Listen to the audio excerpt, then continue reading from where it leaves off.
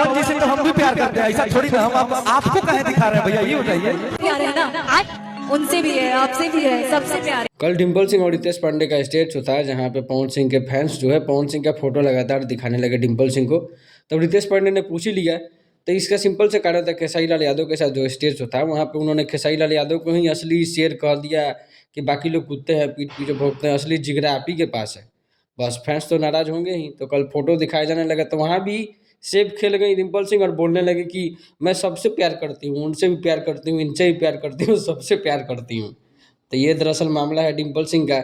सबसे प्यार करती हैं इंडस्ट्री में, जिनके साथ स्टेज पे जाती हैं उन्हीं से इनको प्यार हो जाता है। मतलब सेफ खेलती हैं और इसीलिए इनको हर स्टेज से पे बुलाया भी जाता है।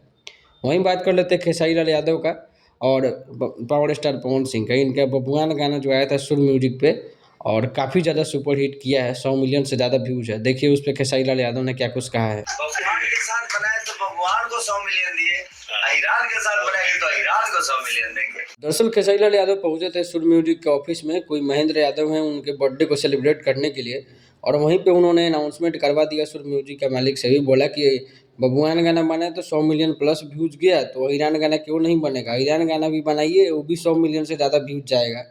तो जो लोग खेसारी लाल यादव से ईरान गाने का डिमांड कर रहे थे, ऐसा लग रहा है जल्दी सुर म्यूजिक से ईरान गाना आने वाला है और देखिए कैसा उसको रिस्पॉन्स मिलता है। खैर आज की वीडियो में इतना ही।